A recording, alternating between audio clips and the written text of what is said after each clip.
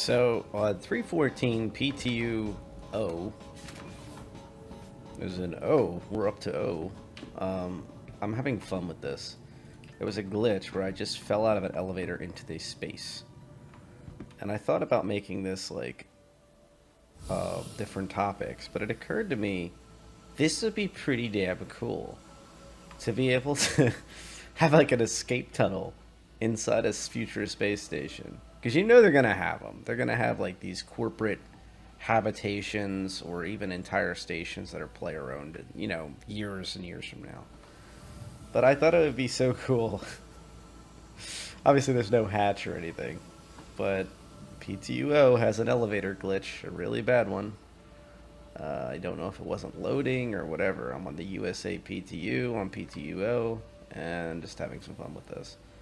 Now, if you do find yourself in this type of situation, you've got a couple things to do. First, you can admire it.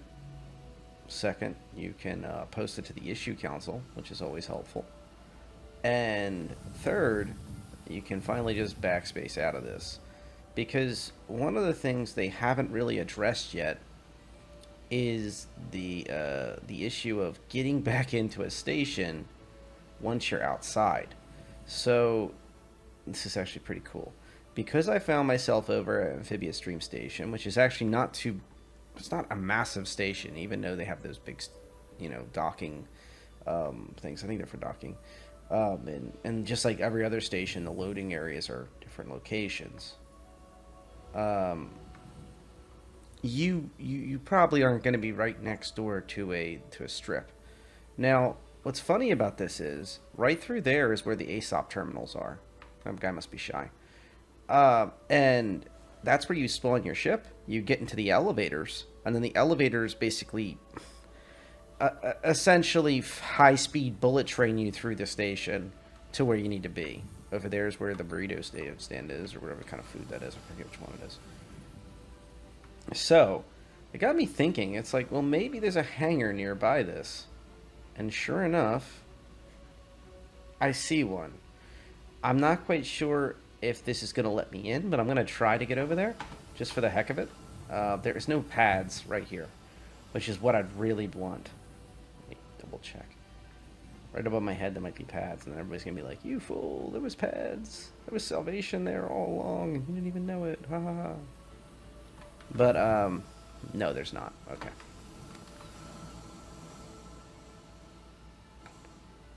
So I'm going to go over to this. I don't think it's a pad. I think it's a hangar, and there's going to be a big hangar door. And we're going to test it. We're going to see if you end up jettisoned outside of a station, how the heck do you get back in? Remember, this is a friendly station. This is a anybody's allowed in station if you're not a criminal, you know, big-time criminal. And one of the tricks to EVA faster is you scroll wheel forward. So if you've ever noticed some people are EVAing faster than you, make sure to remember that. So we're going to slow boat over here.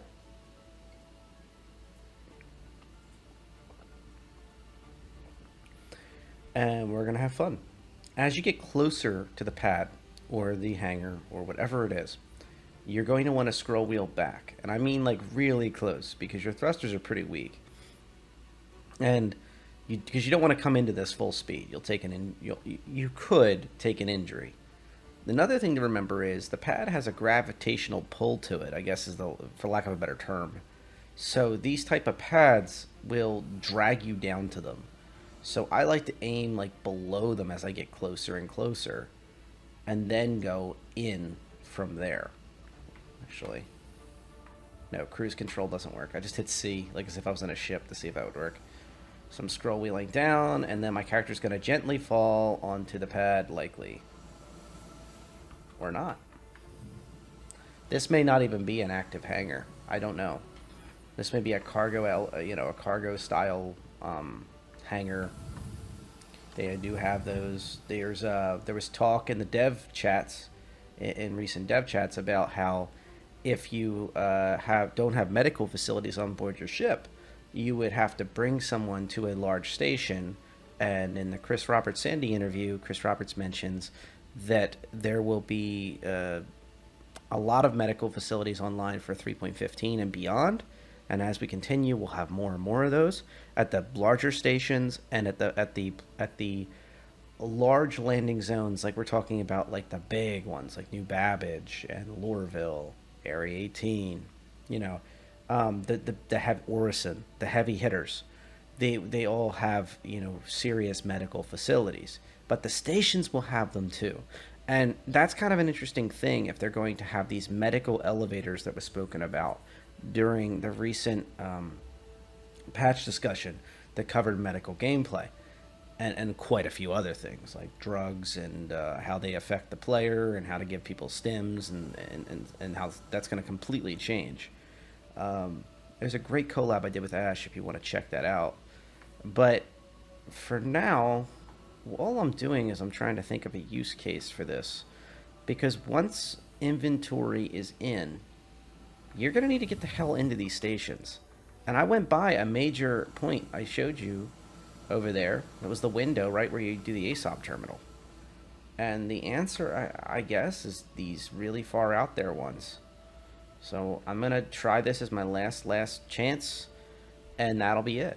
This is kind of just a fun little play test. I happen to be trying to test out, I wanted to check the physics again on the larger ships, including the Hammerhead, as we were discussing in the one of the recent videos in the comment section. There's a lot of dynamics changing with those ships maneuverability-wise and some other interesting things, and happen to fall through an elevator into space. It's not the first time it's happened to me, but it's the first time in a while it's happened to me. Well, full disclosure, it happened twice to me today. I backspaced the first time, and I'm like, I gotta record this, and really show that this is still happening. But it is interesting. I think that they're going to need more waypoint pathing. So on the outside of these huge, beautiful stations, first of all, I love the look of these. Not a huge... what's that game? Revenant? What's that shooter? That's going to bug the living heck out of me.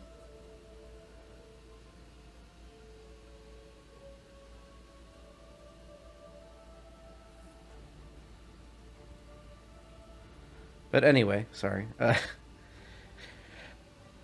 I am a huge fan of that style of how these screens are, and even like the color scheme of the station is very subdued, and it draws attention to the right places. See, that little color splash around the edges of the hangar doors that are important. Well, important unless you're EVAing.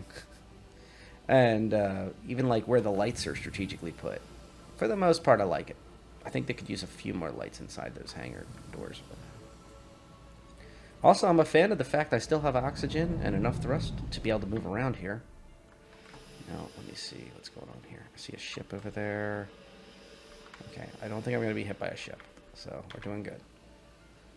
I'm using the new Grey Cat Arrow set that you can get at Orison. That's blue and white. It's 8,400 UEC for the entire set, including the backpack. As a reminder, that's the exact same set you can get in the store on the website that you have to pay for. And I will say that I like the look of the Quicksilver. There was a fellow running around with Quicksilver on. The Black Cherry, I still want to see in game before I pick it up. That's probably the one I'm going to pick up, because I'm going to pick up one of them. And the Hazard set that is not available at Orison, I still want to hunt that down. Last I heard, the rumor mill, it was at Tressler for 8,400 UEC as well. And then there's a proper orange set that's more the true Argo color that is another paid set on the website. So there's 3 in the store on the website, and there's 2 that are in game. One of which for the in games is at Orison. The other is at a station. I think it's Tressler, but don't quote me on that one. Between us, though, I would go with the one with from Orison if you're doing the in-game one. The blue and white just looks great, and I use the Pathfinder undersuit with it. So really, it looks best from the front, like any suit. And if you notice, I screwing around. I put the Gerisimo helmet on, so I think that's off the 125C. I think, 135C. I don't know. It's the one off the cargo component of the 100i series. and just having fun with it. I like the fact it was fogged out. The other one has like a full-on helmet that looks like a helmet, the actual Errol set. And I wish it has 2 spotlights, one on each side of your head. And I wish it had a better spotlight. I was hoping it would be doubled up, where it had like double the power, or at the very least just 2 lights. But it looks like it has the same effect on the lighting. I hope that's a placeholder. But we'll see. So it looks like we're almost at the end of this journey.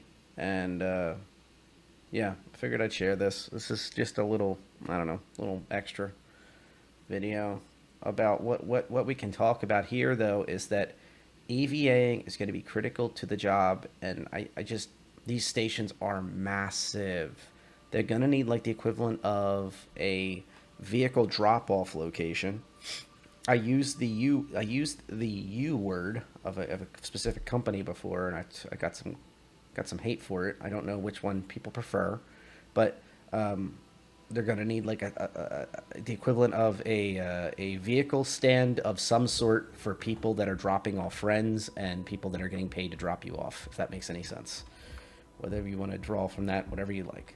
But these stations are going to have something less formal than like docking and dropping people off, and they all walk in with all their cargo and whatever. I would like to see some location on maybe the top and the bottom that is like this general purpose place for EVA to be able to get quick pickup and quick drop off, and have an elevator that leads to there. At the very least, do one. And it would also give people a last bastion of hope. If somehow they desync out of the wall, or like I did, or if there's something else, backspacing is not always going to be an option, because, well, you might have your nice new Gray Cat armor set and your weird helmet put on there, and guess what? You're going to lose all this gear. You're going to have to go back out and get it. And then how are you going to get it if you're desyncing through the elevator from the HAP quarters, the living quarters? Yes, there's 2 elevators. I could have tried the other one. But at the same point, at some point you have to just say, look, there's going to be issues. We need to have that method to get your stuff back. If people start losing their armor that they've worked so hard for, especially in-game purchase, in-game purchases are bad enough, but especially if they purchased it from the store, they're not going to want to hear, just have to wait for the next patch, or hard restart your character, rebuild your character from scratch every single time. So I think they'll lose their identity in game, and they'll do less and less time in game, because they don't feel like they're really getting their investments that they've invested in time, energy, and building up that identity have been compromised, because they can't trust them. So that's something to remember. It's actually a pretty good request. Fellow wants 30,000 kilometers for 100,000 UEC. Doesn't sound too bad. That's another thing. We're going to need locking doors on ships. But this is right where I was. I flew by here. I came out of the elevators like right over there, which makes sense because the HABs are down an elevator over there around that corner. And sorry, you come down the elevator around that corner from the top of the HAB stack, and you end up at this level. And then right below here apparently is space. And that's where I ended up. I flew out into space, EVA'd over to this window, explained the ASOP terminals are over here, and that the food is over there.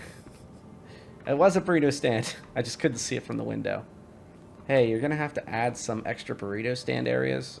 Hey, where are you going? I'm giving you good input about your R&R station, Mr. Security Guy. Hey. Oh, he actually stopped for a second when I pressed F. Now, was that coincidence, or a placebo effect, or was that just a glitch? Or did he just detect me standing there, so then he had to walk around me? Like, he did this, and then he did that. But the second I held F to him, like I was going to talk to him, he paused for a moment, like he was thinking. But the AI was thinking. And these guys are sitting in their chairs. Multiple times I've busted on this specific station about having people standing on chairs in this area. They're all sitting in their chairs. Okay, let's check upstairs though, before I give a nod to the AI team for working in this patch. This is the first time I'm inside a station on. Okay. So one guy is standing on a chair. He is the last holdout of the chair army. Carry on, soldier. Carry on. He is the last holdout of the chair army. But the rest of them are still, they are actually sitting in the chairs they're supposed to be. And I'm telling you, this whole area, for many patches now, has been people standing on chairs, people standing on the window up here, doing goofy things that are not supposed to be doing. And he's visible from down here. I would love it if, like, they just leave him there. Like, he's just like an in-game Easter egg. Like, oh, go over to... Oh, you're over CRU-L1? Oh, totally go to the... Oh, that's a great station. Go upstairs and give a nod to the chair army guy. Still dead areas here, but this is where I was talking about the hab. So the first hab elevator put me in space. Now, sorry, that's the bathrooms. You may be able to tell from here, but no, you can't. The elevator's just stuck here. Maybe? Yeah, but once again, I don't have trust in those elevators. Like, I mean, in general, this is just it's a personal choice, I guess, but you probably want to wait down here for your friends, because they're probably going to spawn on other floors until persistent habs come in, where, let's say you actually have a lot of lucrative jobs out of this station, or you don't like hanging out on planet or moon side. Then living in a nice big station with food and resources and there's a lot. There's at least enough going on here where you can actually get some stuff done. Like down here, just by going in this elevator, which I'm taking a huge risk, you can see they got Refinery, they've got shops and Gallery. You know, there's a lot going on here. I'm guessing that's an open slot for a cargo area. That's my guess. Well, I never understood that. I'll just say this: I never understood why the cargo area has to be its own floor. I didn't understand that when they said it. I don't understand why it's still that way. But, yeah. I might have just doomed myself for eternity into an elevator that's broken. On this episode of How I Screwed Up.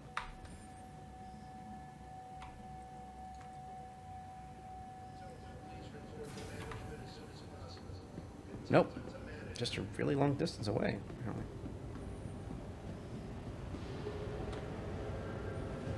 Okay, maybe I'm wrong. The refinery's pretty cool looking on this station.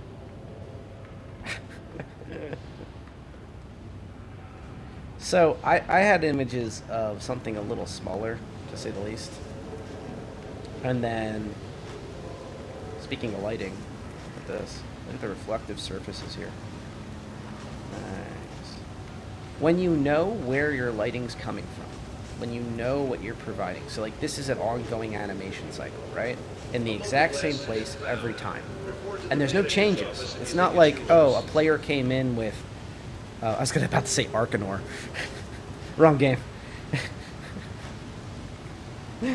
If a player came in with a specific kind of ore, and they go and we process it, and that had to change colors, that had to change the amount based on how much was brought in. You couldn't do a lot of cheap things, but because you know exactly the color it has to be, the animation it's going to run through, you can do some really fun things with lighting passes, and you can make it so it looks really rich and strong. But this is not going to cost you a lot to run, and right now I guess you can see from my my animation how fast I'm running and everything. You can see I'm not getting clunked down by it. And neither is the server. Never actually seen these details before. So this is what the space AED machine looks like. Pretty cool. I don't know what... Oh, that's probably the monitor. You can't hit F to do anything. That's what I keep trying to do. Management just wanted to make a general announcement to check your valve settings. We've been noticing leaks in processes.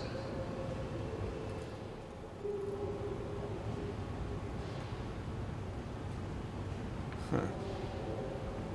I don't know why you Yeah, there, I guess the one's a charger and status updater.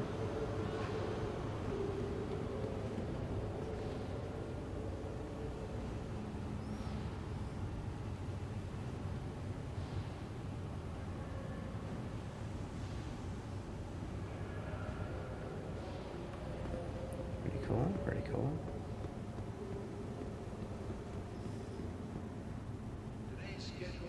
Wow. Back again, I see. Welcome. That's a pretty cool outfit. Wonder what kind of heat resistance he gets with that.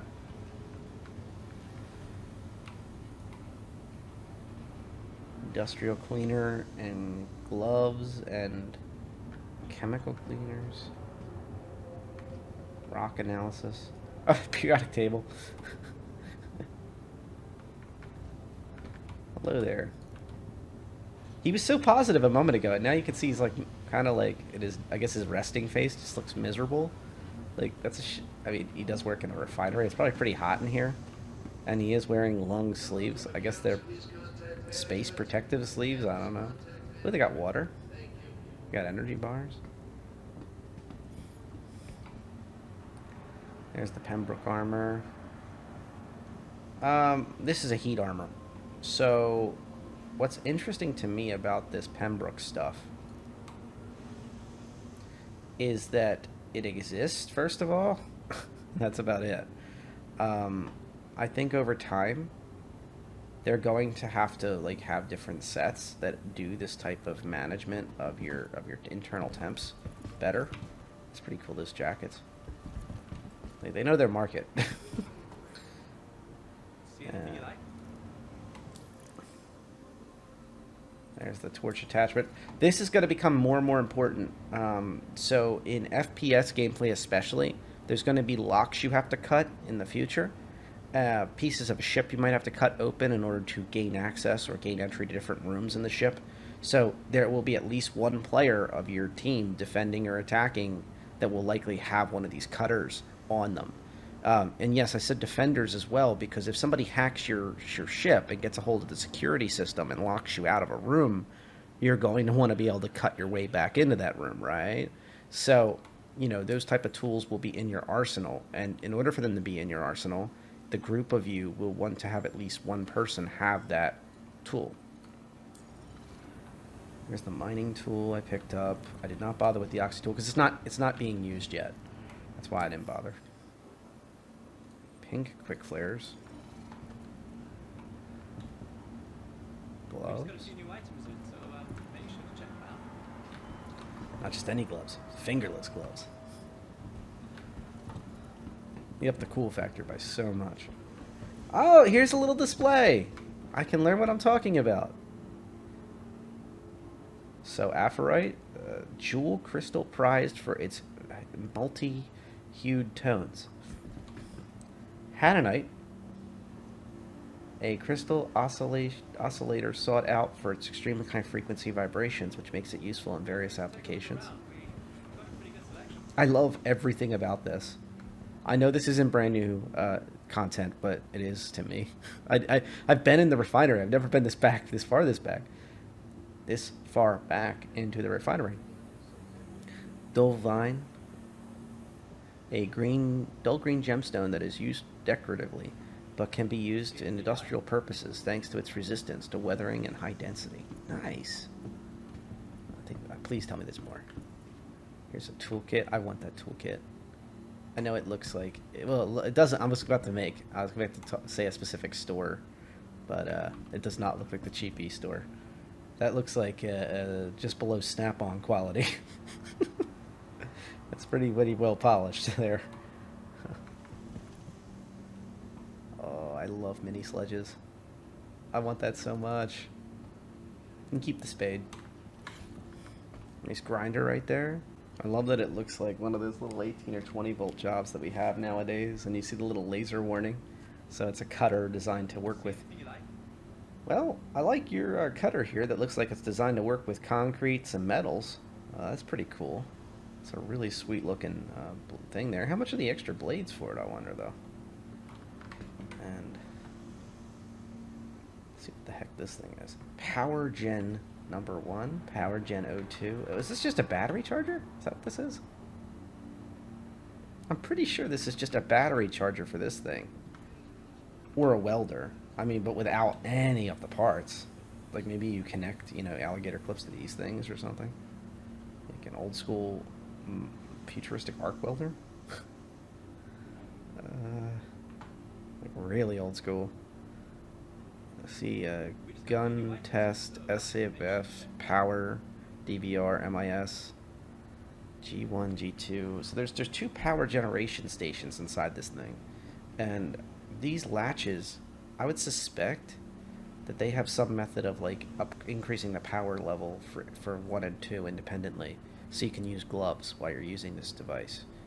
You know, you tap the button, and then you can slide these at will while you've got your gloves on for your welding tools or whatever you're using. It's got grab handles. And it's got mounting sides, so this is going to be a common size, just like when you're talking about server racks and stuff like that. Don't mind me, I'm just checking out the gear.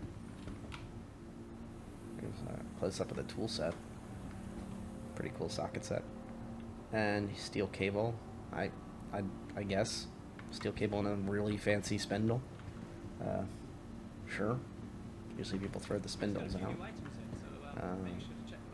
Must be really good quality cable, even though the texture is broken right there. This looks like a tiny Aegis. This reminds me of their space mines, like a little model of the space mine. That's what it looks like to me. I'll if I find the space mine before I publish this video, I'll put an overlay of that, because this reminds me look, it's on like a plaque. I think they just put random stuff up here, like, oh, that looks industrial. These are a pair of binoculars. To be fair, they might allow you to handheld scan an area, and they're stamped UEE, for goodness sake. And I'm just going to state the obvious here, but that is not good. Clearly the binoculars were not designed for the case. You can see the foam padding is cutting into the binoculars right there and there.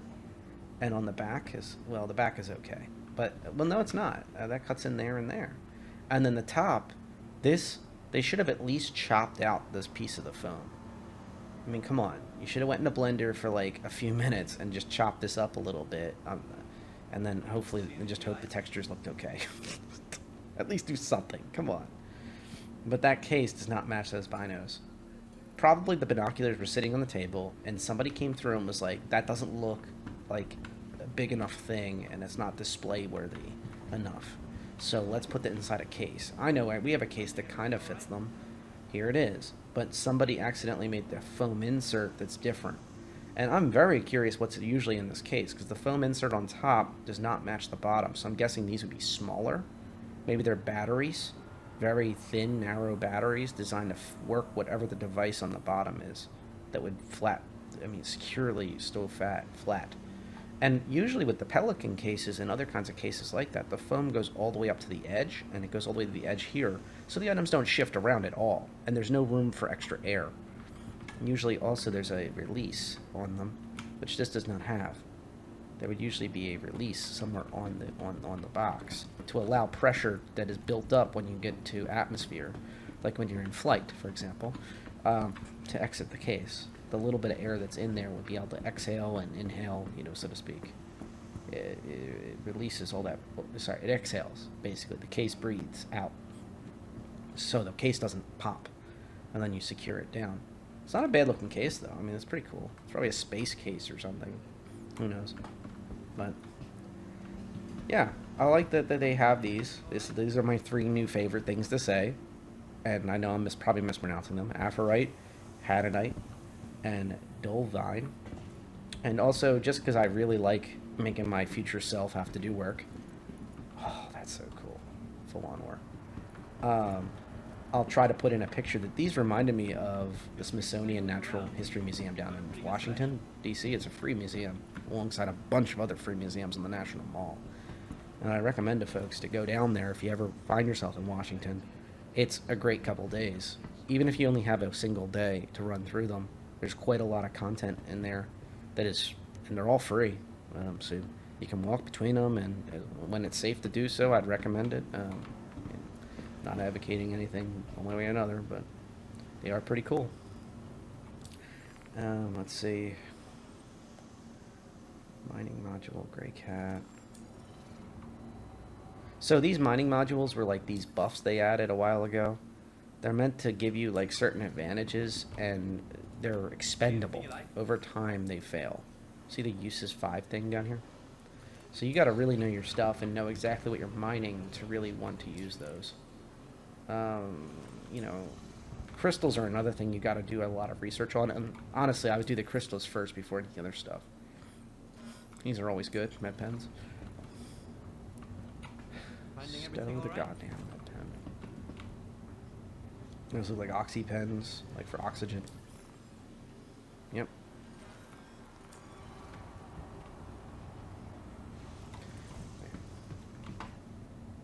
Looks like just more modules.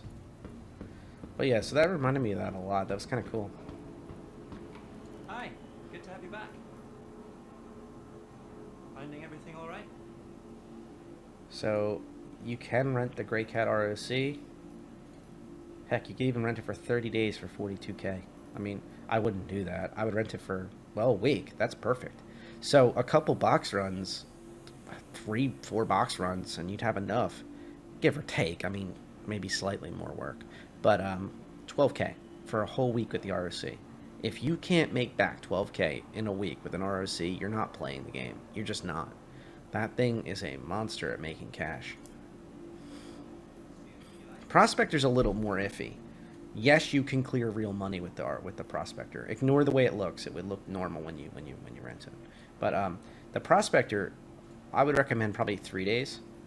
54K is not the end of the world. You could even do okay. I mean, I think 1 day for 20K is a little high. That's why I'm suggesting 3 days. 54K is not breaking the bank too much. If you've played a few days, or heck, if you're on the PTU, you can just pick it up free, or you can just rent to get another one. But on the live server, 54K is not the end of the world. And if you explain to your org mates what you're trying to do, like, hey, I'd like to try out the mining profession, etc., because you'll loan me some UEC. I'm looking for about 54K to be able to pick up a prospector. I think you're going to you'll have a bite, honestly. You'll have somebody who's willing to lend you that kind of money to rent this. And that would be really cool for somebody starting out. Unlike, let's say you rent a Drake Cutlass Black. Well, why would you bother? Because there's a lot of things that you can run boxes in and be able to earn up, your own money to be able to rent one pretty simply. But when it comes to mining, you either have the resource or you don't. There's very few alternatives. I mean, ham mining is not going to really net you much unless you're willing to go into caves, go find them, get into them, find the right stuff. Whereas a prospector, it's going to make you a fortune. I don't think 1 day is a good idea for a couple reasons. There are really long timers now on these refineries. And he doesn't work because it's the guild office. There's no guild yet. But you know what we're going to do? We're going to wander around. Because that's what this is kind of a freeform episode. Here's more rocks. See, he's jealously hiding in the guild, all these freeform rocks. I even like his little book and his pen. Well, the pen kind of reminds me of those old, Look at this, he's hiding a big old rock. No touch. Finding everything all right? Yep, just touching your rock.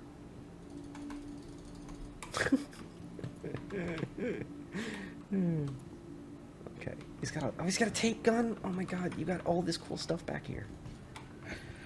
Okay, I gotta leave him a mob physics.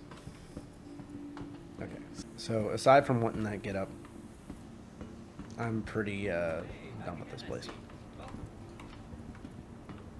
Finding everything all right? What I'm kind of confused about, though, is I don't see a kiosk in this store. There's the rental kiosk back here. But, oh, here it is. Sorry. So these are what I was talking about before. Picking up your mining lasers, and then... Feel free to take a look around. We got a pretty good selection. Come on, tell me you got the crystals.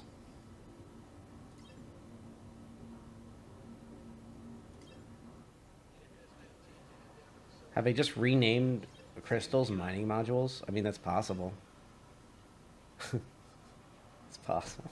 I don't know.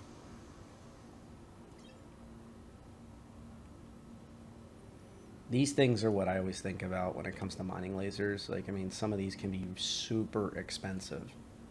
Like, look at this Helix 2. It's over 100K. Look at that. Finding everything all right? But you take a look at it, and it gives you extra charge. It pulls resistances. It decreases instability, so the rocks won't blow up on you. Feel free A to lot take of a power look around. transfer. Got a pretty good selection. Whereas, let's take a look at this Hofstad. It has far less power transfer. Well, wait a minute. These are size 1 versus size 2. Got a pretty good So, selection. let's take a look at a Klein S2. Power transfer is still significantly lower, 1800 versus the 2300. Less resistance lowering, so it's 20%, minus 20% instead of plus 20%, so negative 30%. Instability is plus 20%,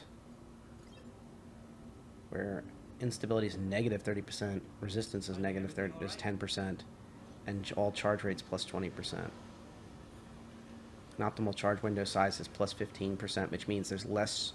The golf swing area is bigger. So in mining, you have this area that's below, which you're not getting anything done, and you have this area that's above that will cause, if you continue to do it over and over throughout the cycles, it will blow the rock up, and it's not a long period of time. So having that window bigger is a good thing, whereas, you know, a cheaper unit will, you know, could have different things, but you don't have as good of the benefits, especially the power transfer. That's a huge, huge thing. And I don't like the fact that this has a shatter damage of plus 75%. So that means, well, yeah, if I'm reading that correctly, that means there's a high risk of it hurting your ship.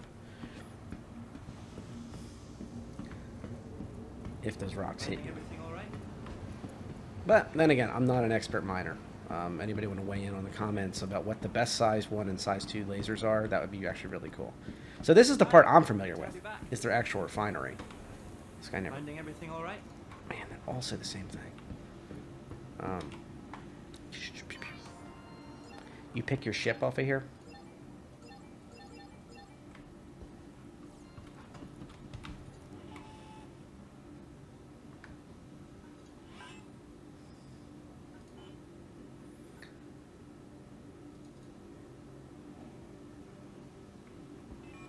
Well, I guess I can't do it because I don't have any ore. I pick my ship,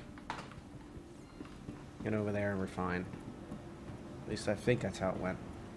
I really needed to do some more. See, if I had any type of planning, I would be really dangerous. Wait, is that a... Oh, that's a cool little kit. Can't wait to see that in game. Biohazard danger. So that's like a... Oh, that's literally the thing that's dangerous, and they left it inside the medical facility. A little medical section here. Is that laureate something like French? Luis? I think that's French. Yeah. Ooh, latex-free gloves. Sterile gauze.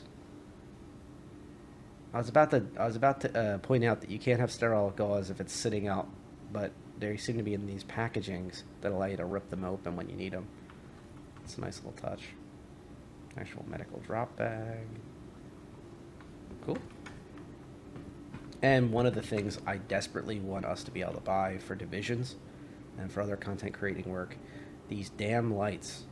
Please, CIG, please allow us to get deployables. Even if they have to be attached to a trolley, just let us have these damn lights already. Just having like 2 of these things would make wonderful things happen. Because you could suddenly not have to use this stupid little headlight or the ship's lights, which yes you can, by the way, but they're just not as good, to do work. And being able to set up a, different lights would help greatly. Because as you notice, some of these areas are pretty dimly lit, so you might have exactly the type of look you're looking for, and basically you can't actually use it the way you want to use it because the lighting isn't Clear perfect. Bay 3. Or you have to just suffer. Have the lighting doesn't work. So, in a weird way, sometimes these videos, kind of freeform videos, kind of allow me to have some fun and also allow kind of the video to come organically in the ways that I didn't expect it to go. This is kind of an adventure on CRU-L1 Ambitious Dreams, I think it's called. And this station is going to be a major fixture in 3.14 Live if they continue to do Xenothreat the way they've been doing it. In the PTU, the Xenothreat NT-Lockdown tech and everything else has been focused on the Lagrange points surrounding Crusader Planet. And Crusader Planet, L1, is where we're at, the Lagrange point 1. It's only like 30k from the planet itself. While I'm waiting for the longest elevator known to mankind, we'll take a look at Crusader area. Oh, you just because you heard me. I bet you heard me, didn't you? So, at Crusader, you have this big old area, and then you have there, Crusader L1. It's the closest station that's in the Crusader pocket that's not really in the Crusader pocket. And I believe they did it here instead of Port Olisar, so people that are just starting out or want to do their trade and stuff like that would not be impacted.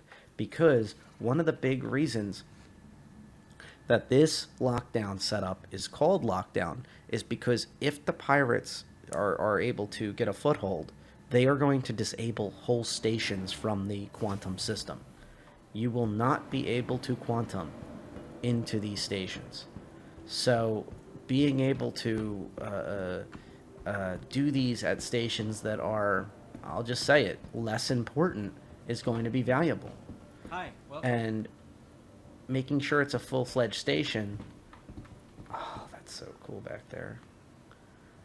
I will say, though, that doesn't look like it's going to be a shooting range, though. Live fire weapons, pistol or shotgun, try a rifle. Oh, okay, I guess these doors will open, and then that'll be a shooting range back there eventually. That'll probably be where you stand, and then you shoot. Okay. So,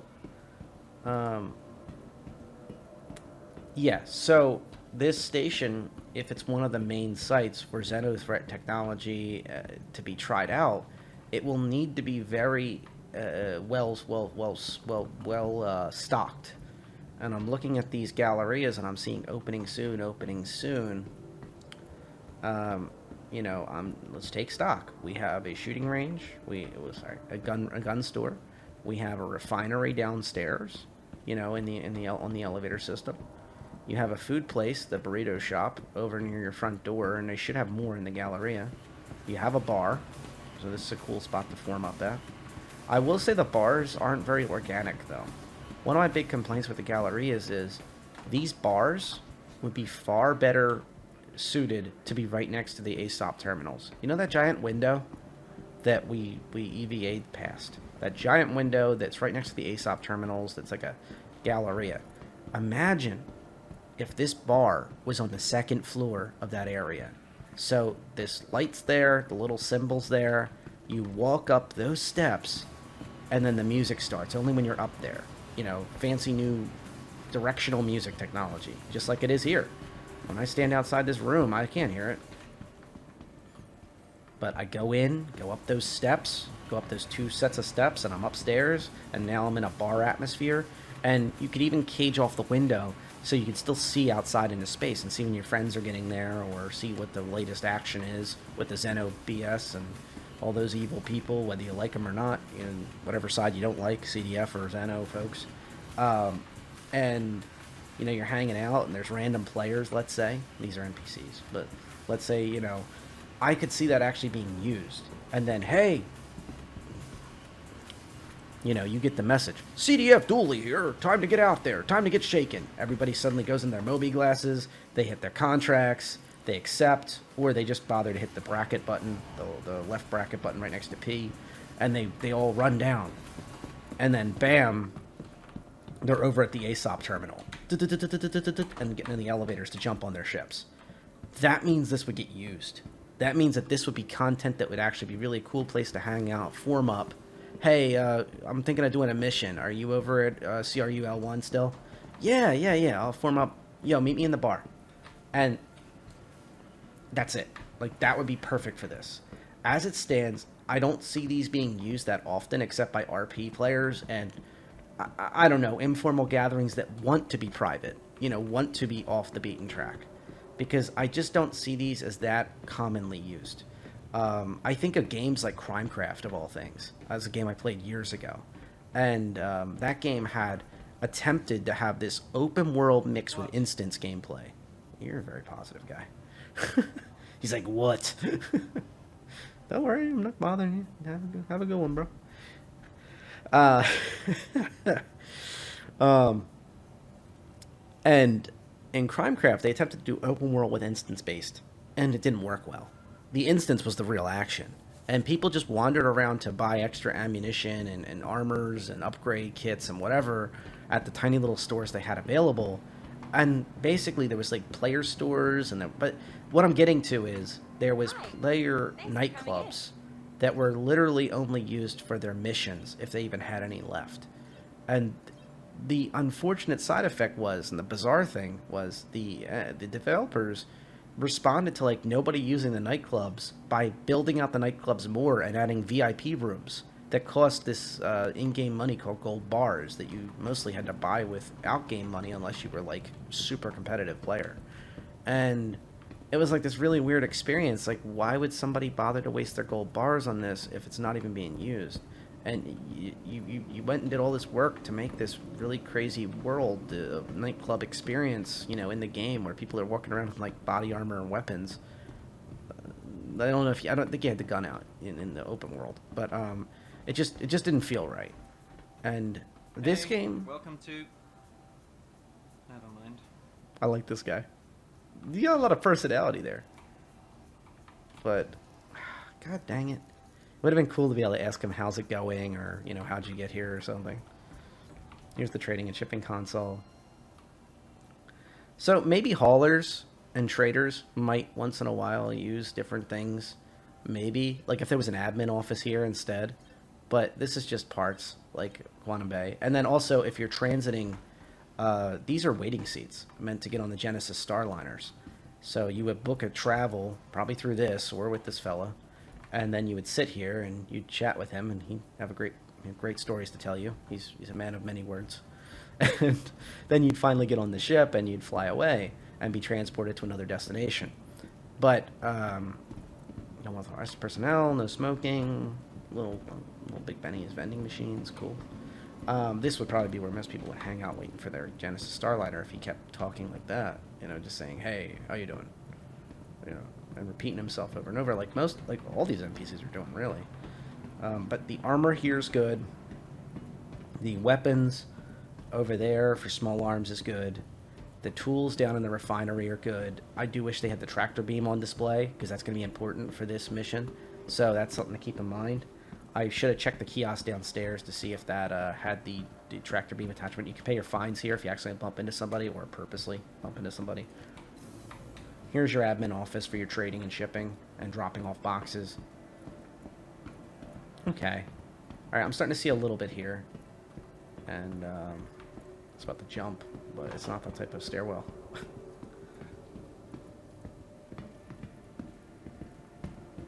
And I guess I should stop swinging the camera so fast. But I'm just trying to cover a lot as quickly as possible. See you again. Hello there. And let's see.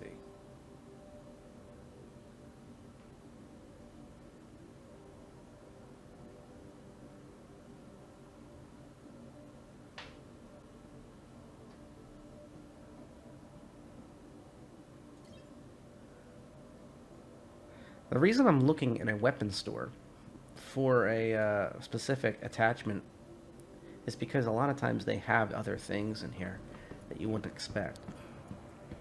I suspect because the refinery was added, they took out anything like that in these lists of these other stores, which makes sense. I mean, the refinery is its own thing. So the tools would be downstairs.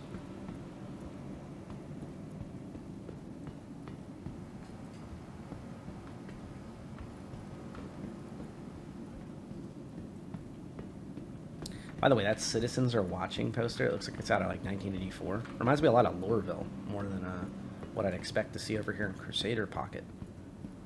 Like you know, reminder to watch what you do, watch what people are keeping an eye on you, whether there's security there or not, for safety reasons, you know, that kind of thing. Food places are cool. I think the food court has always been cool. I think these things right here, all these display pieces, especially the books, these are going to be really neat to be able to have on your ship. And I feel like they're going to be for show. Let's be really honest. They're going to be for show for a long time, just like these little palm trees and such. Like, they're going to be something you put on display. Like, maybe the cigars won't be. Like, you actually probably smoke those in the future, but... yeah, I feel like the rest of it is going to be... Jesus, they really don't want you to get over there. It's kind of weird. They butted up this thing, and then they stacked boxes over here to really make sure you can't get over here. They really don't want people to get those free Mercury Star Runner books. Paid Mercury Star Runner video photo books. Oh, there they are again.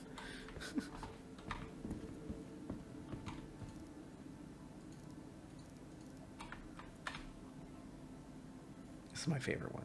Dogfighting fish tank.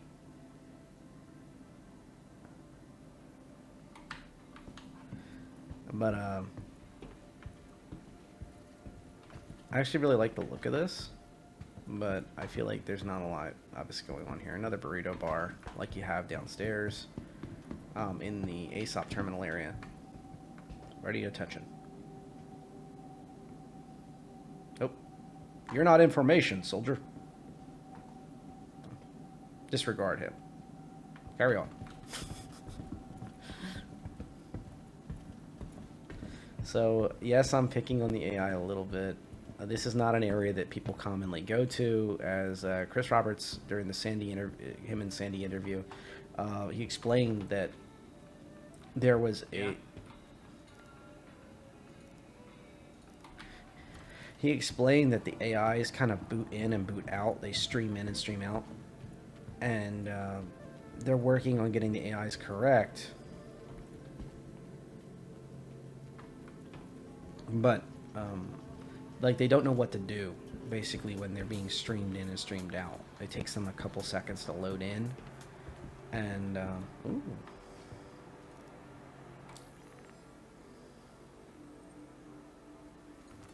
That is not that. He's trying to sell me a center. This is a bait and switch, sir. I want this. I want the soup. I want the soup. Not the. I don't want the energy drink. I want the soup. Don't get me wrong. Your energy drink sounds cool, but maybe the noodle bar will have some soup. This has been this way for a long time, and this reminds me a lot of VR chat, where we have plates of food like this, where it just doesn't look good. It's like almost an inside joke. They tried with this. I give them the star for trying, but that texture's just terrible. I like the reflectivity of it though. Actually, wait a minute. No, it's not the glass. It's actually reflecting on the sauce, whereas this one is not doing a good job of that. No, it doesn't look too bad. This should have been inside a burrito, and then, well, then the burrito bar would be all angry, cramping their style. Interesting stuff. I want the steaming stuff on the wok. That's what I want, bruh. Sir, your wok. You need to attend to it. Oh boy. I guess the space firefighters are going to be over here to handle the space stove fire soon. This empty trash can. All they had to do is put a lid on this. I mean, come on, just put a lid on it. Hi, welcome to the store. Hello. Big Benny shirt, nice touch.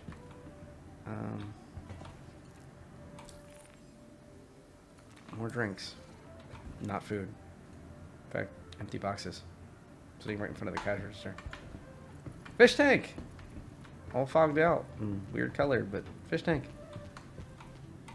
This reminds me a lot of the Fish Tank Mark 1 that was inside hangars. If you saw my hangar tour video, I talked a lot about fish tanks and how they have like this weird hole on us. It looks a lot like the fish tank Mark 1. It was huge. And it had a screen a lot like this that monitored it. I wouldn't be surprised if this is changed up slightly and it's weird color to it because they didn't have fish in there yet. They had fish tank, for the record, they had fish in the fish tank fish tank hangar. Fish tank Mark 1 that went into your hangar. And they gave out for free to players, and you can also get on Voyager Direct, if I remember right. But the fish tank was a really cool thing. It's cool to see it back. Getting like Blade Runner 2049 vibes over there. Just cool. So, this is where you can expect to spend a lot of your time if the lockdowns are predictable and they stay near Crusader. So, when I talk about Crusader, remember I'm talking about Orison. Orison is a location on Crusader, and Crusader being the planet, it's like the hub of the planetary system. And then around it is your Lagrange points. In particular, the most closest one, home away from home. In particular, the closest location is CRU-L1.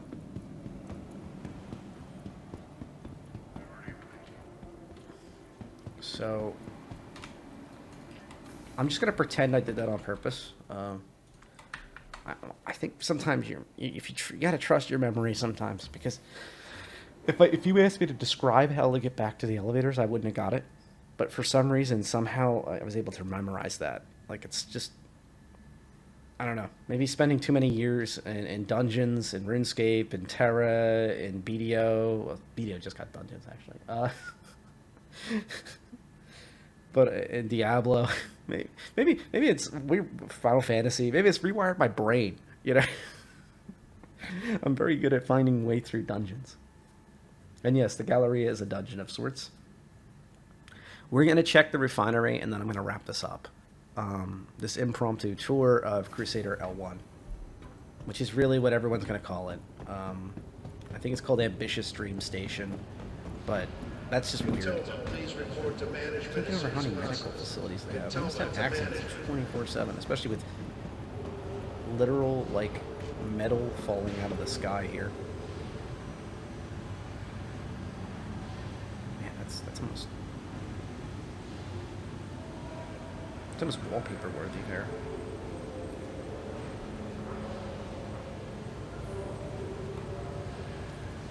I can't get over it. Whoa, what are you, whoa, hey. Watch it with that cutting tool, mister. This guy. Clear Bay 3. And I especially like the fact he's not wearing electronic ear pro. Or maybe he is. So he wouldn't even be able to hear you yelling, like, hey, I'm being zapped by your cutting tool, stop.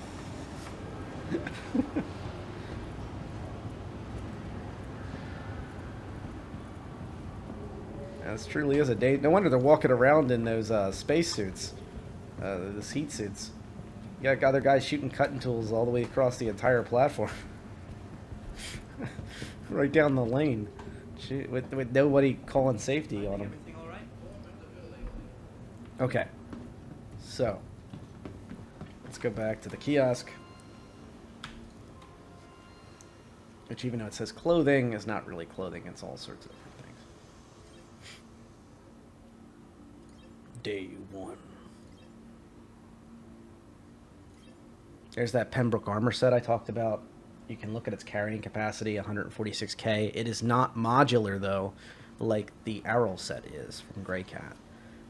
Damage reduction, though, it's nice, is 40%. And it was built for high-temperature environments. See anything you like? Wouldn't hurt to keep that Pembroke set on hand.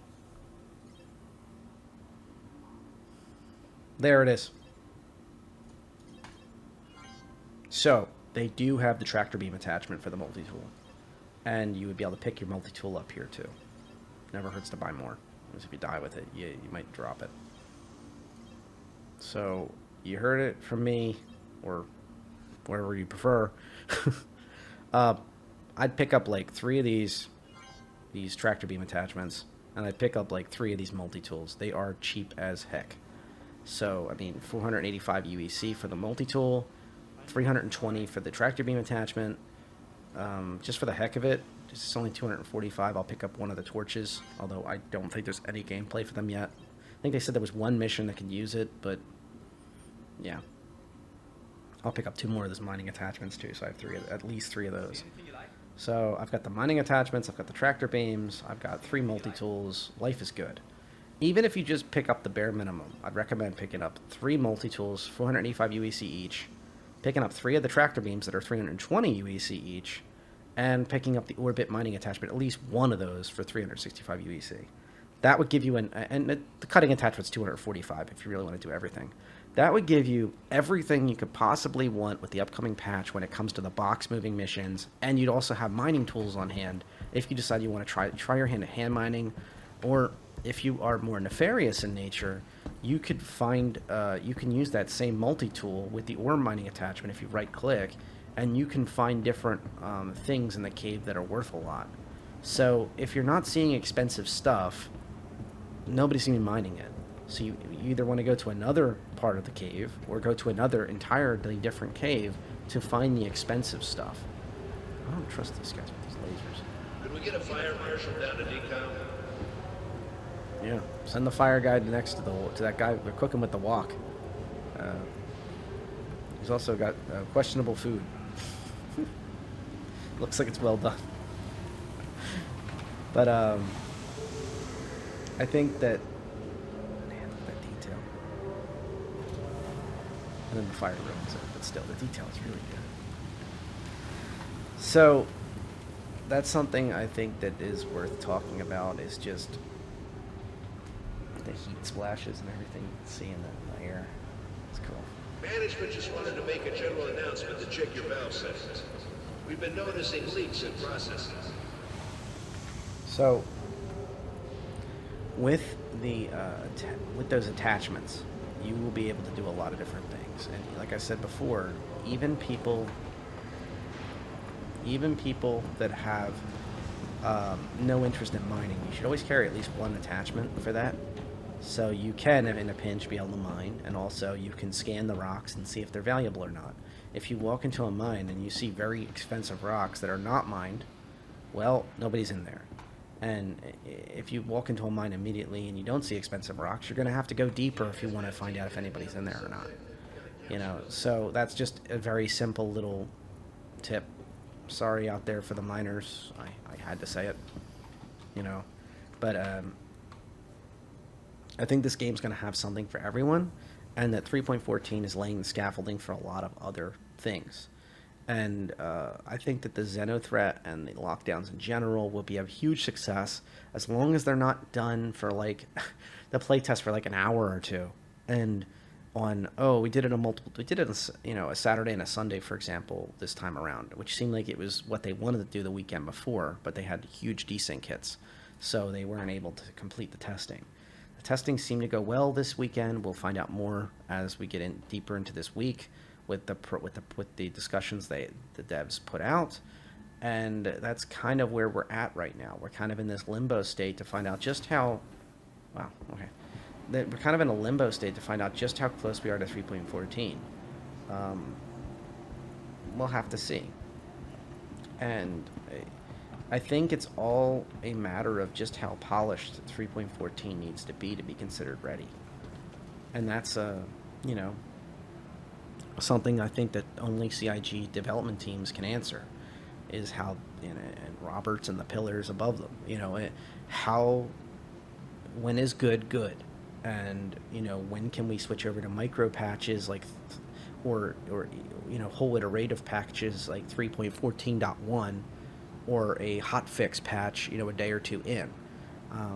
If we only have this one issue, like for example, if every single thing, even the Demon Fang combat knife, which I kept making jokes about throughout all the patch things, if you've been listening to those, and while we're working through these, even if every single thing was fixed, except for the Orison, you need to go to 750 kilometers up, and then you can 750,000 kilometers up, and only then can you finally warp quantum away, 750,000 meters up. That makes more sense. But when is that acceptable? Probably not. Orison's the brand new location everyone's going to go to. That means everybody's going to experience that bug. But if only once in a blue moon somebody falls out of an elevator and ends up EVAing outside, and oh well, items aren't even in yet, so you can just backspace out of that situation, like I should have. You just hold the backspace button and you respawn and you quick quote die end quote, and you end up back in your hab again with no losses whatsoever unless you had a gun out, or a multi-tool out. That's a very different story, isn't it? You know, it's one of those where it's like, where is good enough? I hope that they fix the Orison issue. Like I said, I've heard anecdotally now twice that people had issues with Orison warp in, warp out points. I've seen a Spectrum post so far about it from a random player, so I'm starting to see evidence that it is not completely fixed. There must be certain instances it is not. So that may push back the PTU live patch. I think that's the last major blocker. There is still desync issues, but they're far, far less common. And I think we're going to get to a point where it's just like, look, let's get this out the door, and then we can start talking about micropatching, you know, different things out of the way, and then having an iterative 3.14.1, you know, a month or two down the road that'll kind of really reinforce some things and probably have a surprise ship inside of it. I'm still beating that drum. I still think there will be a surprise ship for the 3.14, and it is not the Taurus. The Taurus is already in the game in the alpha here, and we've tested it. We've been through it. I think the Taurus is going to be in for 3.14 live, and it is a really cool ship. It is very powerful, especially when player outposts come in, as I keep saying. But it is not going to be the surprise ship. There is going to be something else, and I think it starts with a 4. But I don't think it's going to come in on 3.14. I think it's going to be 3.14.1. I think that's really when we're going to see it. So I strongly suspect they're going to get this out the door, have some micro fixes for it, and then a month or two down the road, whenever they feel fit, they'll throw in a micro patch out for 3. They'll throw in a riff patch for 3.14.1, and that'll have the surprise ship. If I was to have a crystal ball, that's would be my guess. I have nothing, no secret, anything. I'd like to think I know CIG a little bit by now, and well, I don't know all the little secret plans and things they're working on. I can tell you that I think they like keeping the hype up. They like keeping ship sales up, and yeah, I think it's gonna be an interesting patch. 3.14 and anything that goes beyond it, like a possible 3.14.1, is going to be a really fun time, I think, especially with the Xenothreat and lockdown. And yeah, I think that's where I'll end this on this impromptu tour of CRU-L1 in the 3.14 PTU-O patch. And right here, Ambitious Dream Station. We are but one little rock in the greater scheme of things sometimes. And I had to scroll wheel quite a lot to get there. You know, reminder, if you're wondering how to get here, if it does, if my thought is correct and Crusader L1 becomes a hub for the Xenothreat lockdown in many cases, how to get here, if you're on Orison, Crusader Orison, you zoom out, you click CRU-L1, you hit set route. If I was in a ship, I'd be able, and I wasn't like standing here, I'd be able to hit set route. And it's literally a very short distance. I think it's only 30k away. Crusader is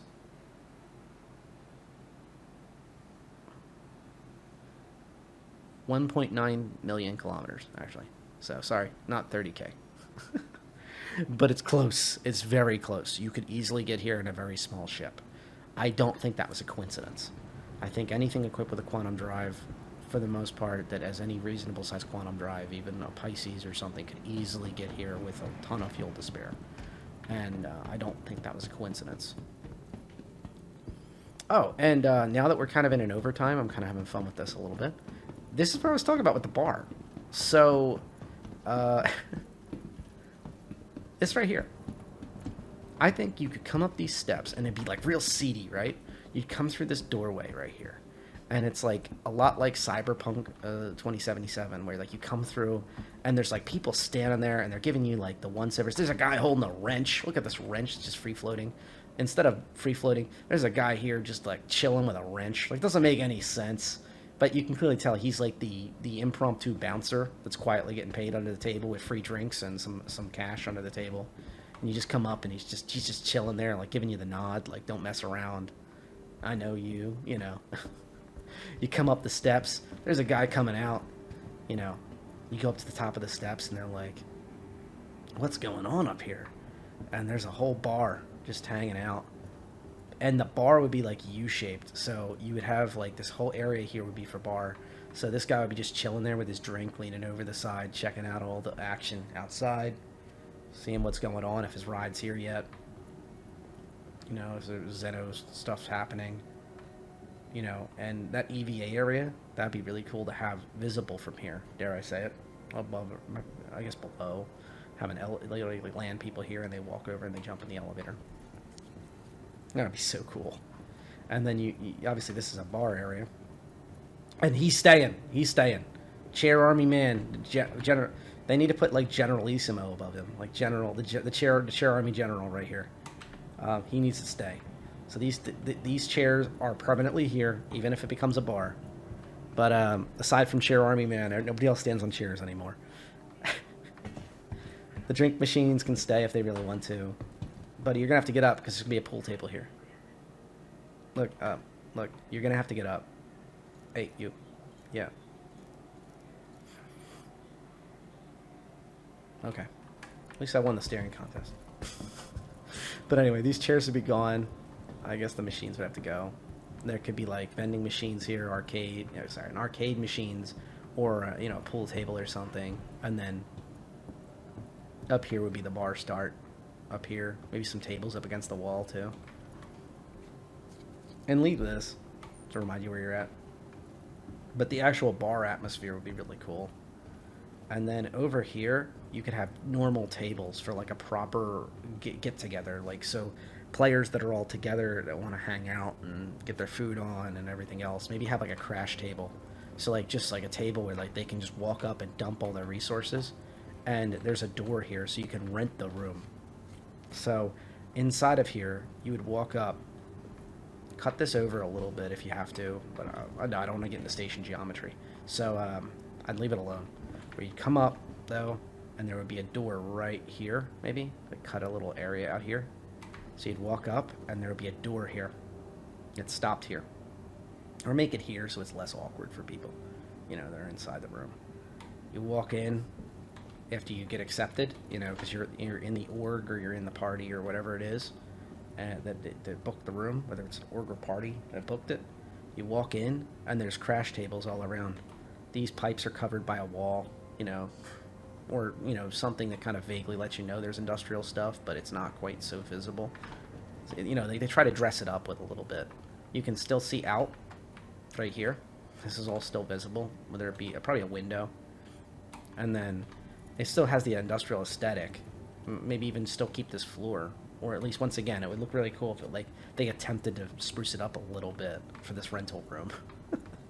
And then there'd be a table there you can drop all your food and drinks and stuff and whatever else you want to share with your friends and party mates and org mates.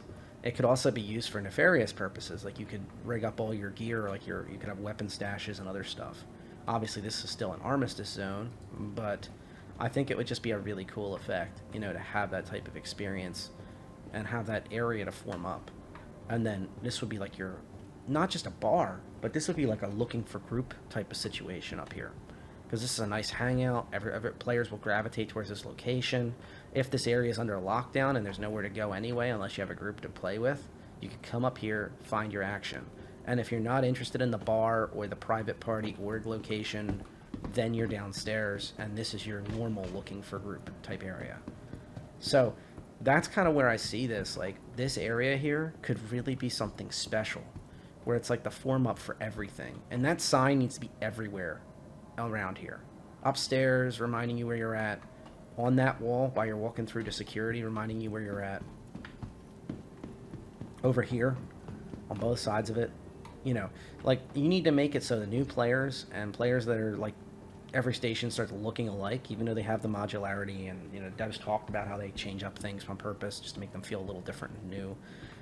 It still looks the same, to a certain extent. I'm sorry to crush your dreams, but when you're building dozens and dozens of stations, and they're all got R&R logos on the walls, no matter if you take the neon signs down or not on this wall, it's going to feel close to the same thing, no matter how many industrial pipes you put in. I mean, don't get me wrong, I like that stuff. I'm glad it's in here. I'm glad there's some spice to that.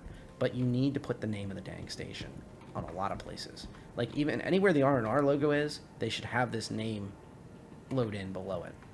That'd be just a simple way to handle that. And this should not be just an R&R, just an upstairs to the viewing area. Turn it into a bar, or a restaurant and bar, or a, like I mentioned, a private room and bar/restaurant area, at least a bar and private room area, would allow orgs and parties to form up, and then they come back down the steps and they go and get their ship or their ships, once they have their battle plan going, and then the other area would be the bar area.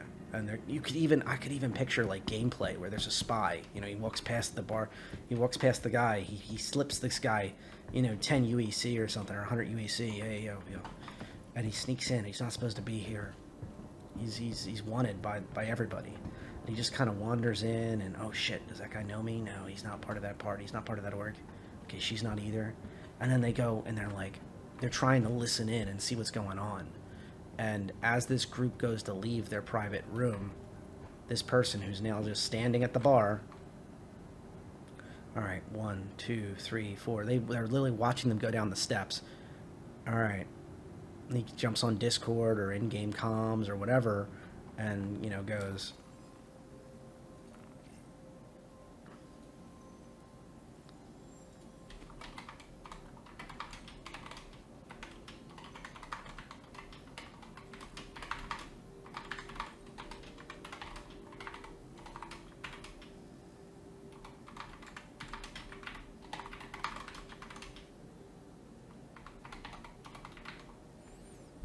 said something like that in their party or org chat or something. Like, I could definitely see something like that. And then they're literally trying to desperately spy through the window to see when those guys take up, and they're out of here. So they're able to like go around the bar and peek out, trying to get some information or try to see, down there what's going on. Did they leave yet? Okay, they jumped in the elevator. Okay, they jumped in the elevator.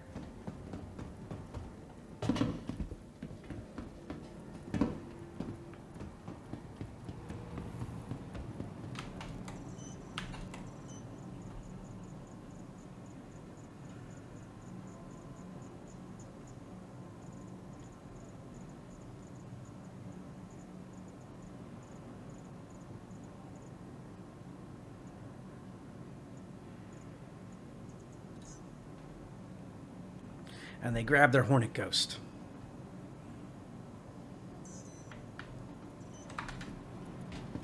And remember, if somebody's already using another pad, this pad would not be in service for that other people. It would only be on your pad.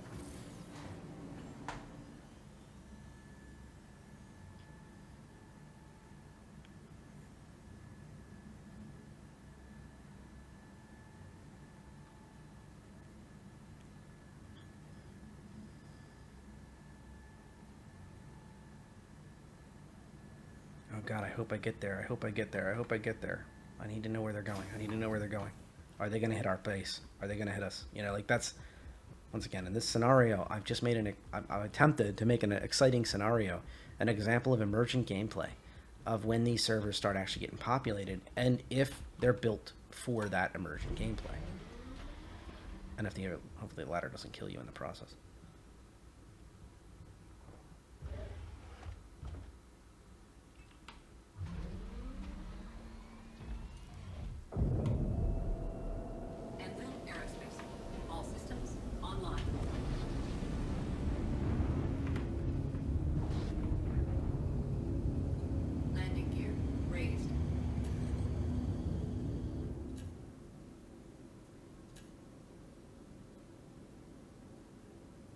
Thank you, and please visit again.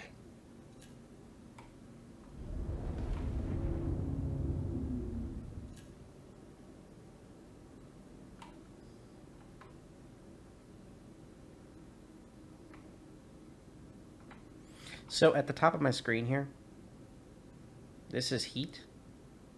That's it's IR.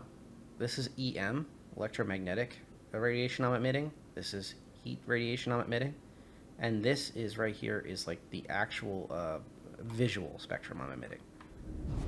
They're all my signatures. So somebody will not be able to see me as far away, depending on how the highest one is. So right now I'm putting out a decent little bit of heat.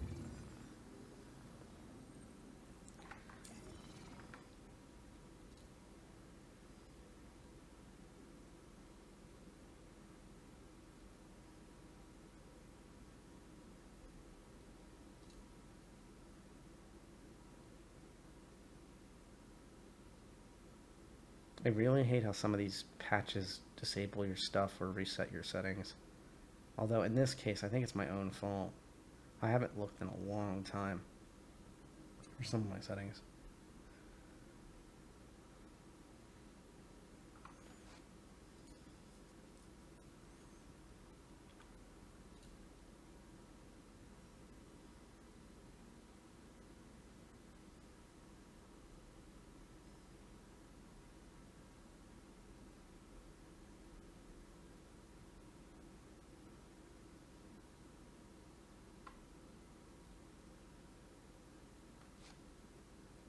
In this settings, in somewhere along here, there is a adjustment where I can switch between percentages and actual raw freaking numbers.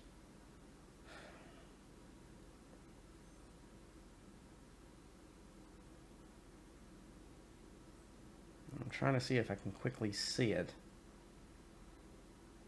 or not.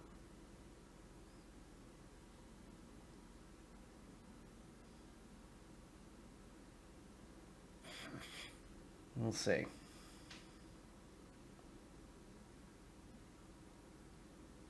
Here it is. Emissions, HUD, display signature values. Here we go. That is so much more valuable. That's like the old days when like the iPhones were trying to give you percentages and then you could adjust it to actually sorry, it gave you like a raw little picture of a battery and then it allowed you to switch it over to an actual percentage. Well, this is like the same thing. So if you look, there's a raw number showing me exactly how big of a standard I have. So with this current setup, I will be, I think it's like 5,300. So I believe that I'm visible at like, I think 10K or so, or 14K, something like that.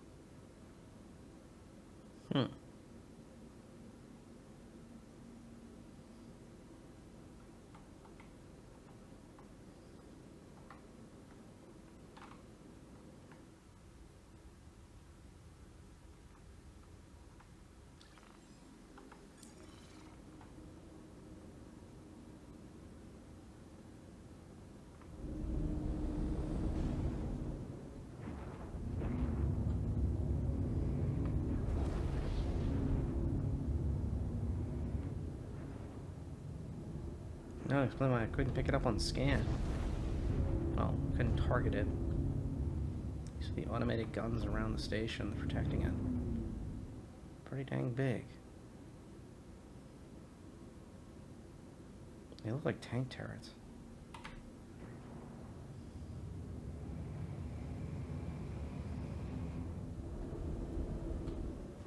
But yeah, so in my little imaginary world, we would have tried to follow those people and the enemy org and try to track them down and know if they're trying to hit us, you know, my imaginary planetary outpost or whatever we're doing. Trying to, if we were hang out another station with a big ship, maybe they're trying to take it, etc. But that's an example of emerging gameplay, and I think like adding areas that people actually want to congregate in and spend time in is a great way to make this game a better place. And I think that's important. We want a living, breathing place, right? We want to be able to say, this is where I want to spend my time.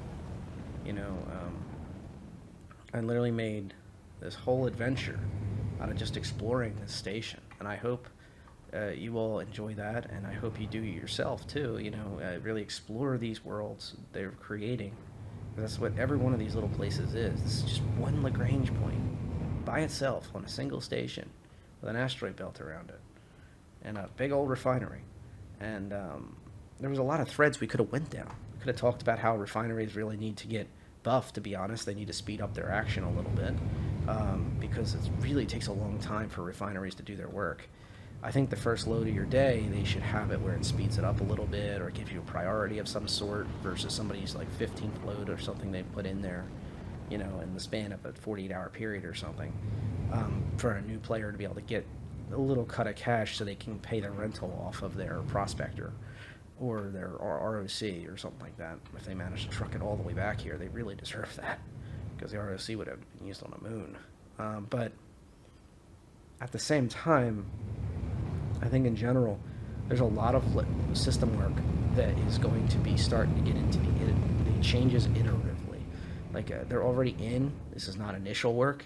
This is a adjustment of what's already in. You've seen that with the 3.14 patch, where they're just adjusting shields, they're adjusting weaponry, they're adjusting maneuverability, they're changing the dynamics. What's already in. You know, the Super Hornet Ghost here. This is not the first build of this thing. I can remember in the Hangar mod, my buddy Spectre used to show off his. He has a Super Hornet Ghost, and the thing had little white dots all over it, which I thought was very clever. Kind of tried to look like a Starfield, I guess, but they ended up going instead with this matte black, you know, paint finish that does awfully look like radar absorbent style paint, although I'm no expert in that stuff. Looks cool. And then the heat absorption part inside the turret, you can see how that has those beautiful little angles to it, radar absorb and heat absorb and everything else in there. But and the engine has those nice big cowlings over it to protect it. It's a shame it's not all the way around, but yeah. I think as changes keep occurring, we're gonna have some interesting stuff. One of the biggest things is eventually they're gonna have to talk about, like, well, are you behind this Hornet Ghost? Or are you in front of it? You know, because if you're in front of it, it shouldn't have that much of a heat signature. Especially if it does that. It turns off its, you know, it's not running its engine at that moment. But the minute that engine's running at full speed again, and you're behind it, you know, it should look like, you know, a huge signature in the IR spectrum. And honestly, these stupid lights it's flashing should be off. It is a ghost after all. But yeah, anyway. The changes are going to be really interesting. The maneuverability is excellent. But it's sacrificed a lot to get here. It does not have a turret like the Super Hornet does. It does not have the cargo capabilities like the other mod. If you take that module out the middle and put a cargo mod in there to get some cargo space, if that's still a thing, I think that's still being worked on. It doesn't have the tracker capabilities. It doesn't have the big scanner like the Hornet Tracker does. You know, it's kind of like in a weird spot, and it sacrifices a lot of weaponry to keep its EM emissions down. If you look, it's got 4496 on that EM spectrum. So it has a lot of that visual and EM coverage, but right now the scans are literally the biggest number is the one that it goes with versus IR EM when it comes to when somebody hits tab and they start scanning you, pinging for you, and the scan, it comes back and it gives them a response, whether it be a response that doesn't really show them what it is, but they know something's out there, or it literally tells them, oh, this is a Hornet Ghost, you know, at closer ranges. This is a pretty good signature it has. But what I'm really curious about is, if I just point this out to relatively safe space, and then I tell it, say, engine off. Engines offline.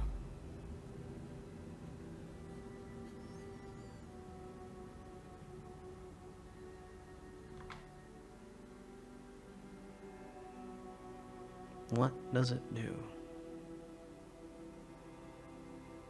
That sun being occluded by the Hornet.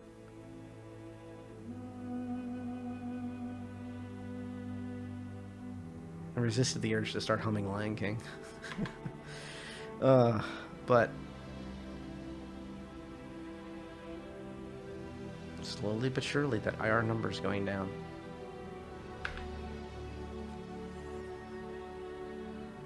Now remember, everything else is on but the engines. So the weapons, everything. And right now my triangle's a little warped. So let me get this back to 33, 33, 33.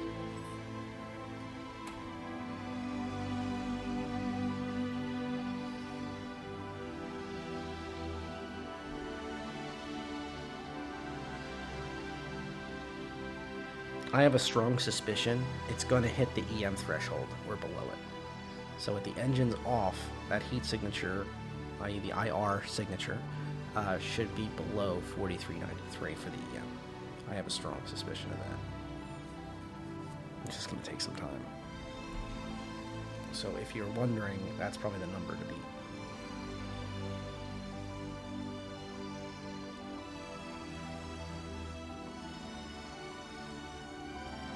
I guess we'll see.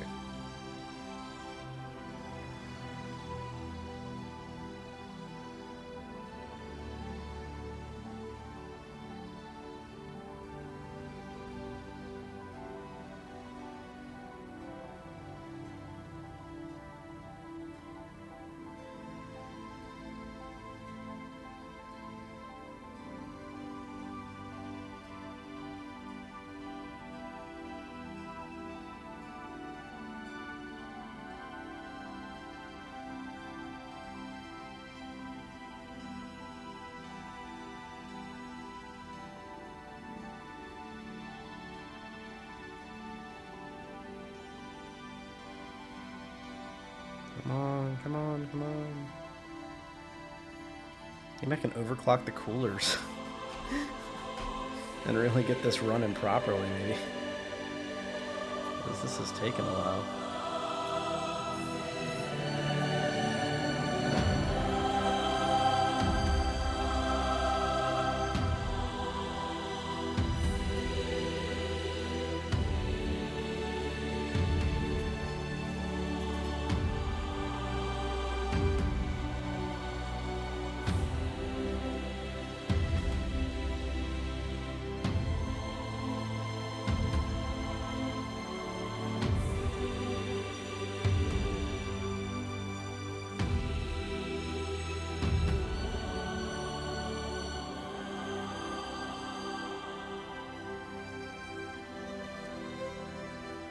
Did you ever fully commit to something and not think about how long it's going to take?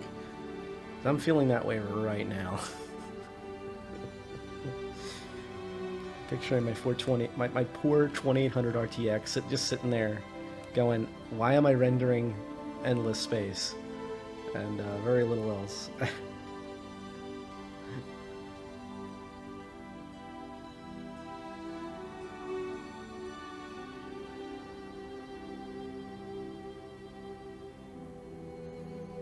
But I think we're about to hit it. As soon as we hit the threshold, I'm calling it. Overtime or not, this is crazy even for me.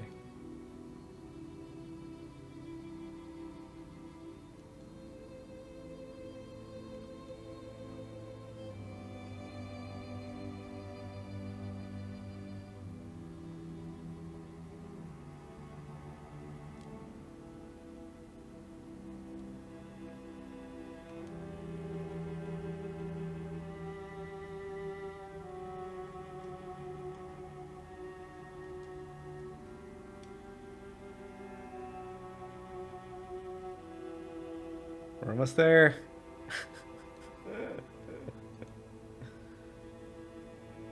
Oh my goodness.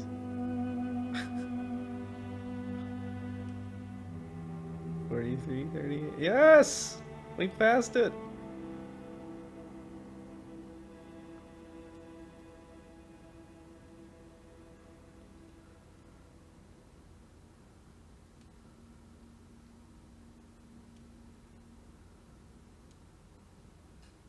Hop success.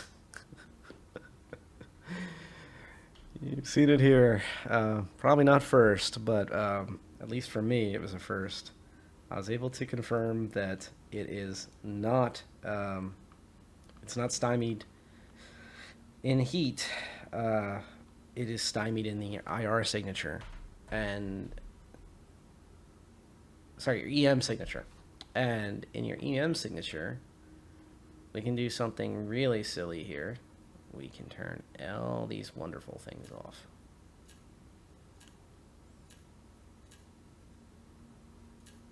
All systems offline.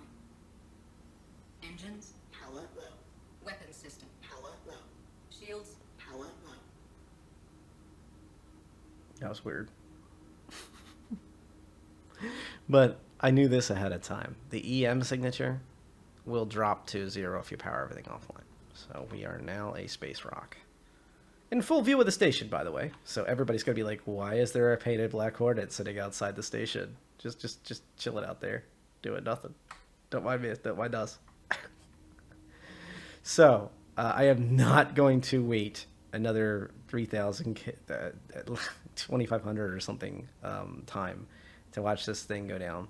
But what I am thinking is that this is your base clock right here. Your visibility, which is very good, actually. But your base visibility is 1,425. So somebody would have to be within like 3,000 of you or 5,000 of you to really actually see and be able to do anything. Like be able to ping you and such. Right now, developers have confirmed a few times that like hiding behind a rock or something like that would not lower this visibility spectrum. But in the future, they do want to do that. So do bear that in mind, that that is going to be a major part of the game, is constantly going through these different things and carefully planning where you're going to do things. So a ghost or a scanning boat, even like the Terrapin that's built for this, could hide on an asteroid out here and could literally be sitting there with its stuff all buttoned up, controlling the heat temporarily, and be able to keep its signature really low until it comes time to ping. Or it can passively sit here and be just sitting here waiting for the action to happen. That's going to do it for me for this go around. I'm going to power this vehicle back up just for the fun of it. I make myself a little bit harder of a target if somebody decides to come out here and come after me. Or maybe I should put my toys away. Let's see if they give me somewhere close, I'll dock at least. It's kind of irresponsible of me to just like wander away and Zoidberg out of here. If I can get to the comms. I swear I'm not planning this. It literally just will not let me scroll wheel. I can fly the ship all I want, but if I can't get comms up, I can't park anywhere.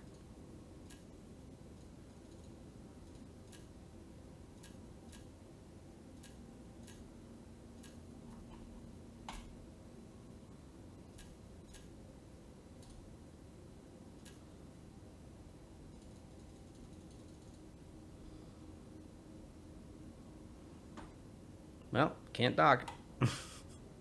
I got a break in my way.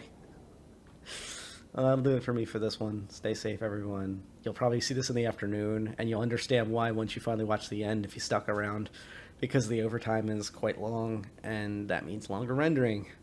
So hopefully it'll still be PTOO by the time I get out there, and hopefully we'll get some Xenothreat action this week to be able to have some fun. And once again, I'm available. Like, comment, subscribe if you enjoy this stuff. I'm available to chat with in comments on Discord. I got a link to a group of folks down below. Everybody's welcome. We play many different kinds of games, and also you can reach out directly to me on Discord at redj #0001. Have a wonderful day.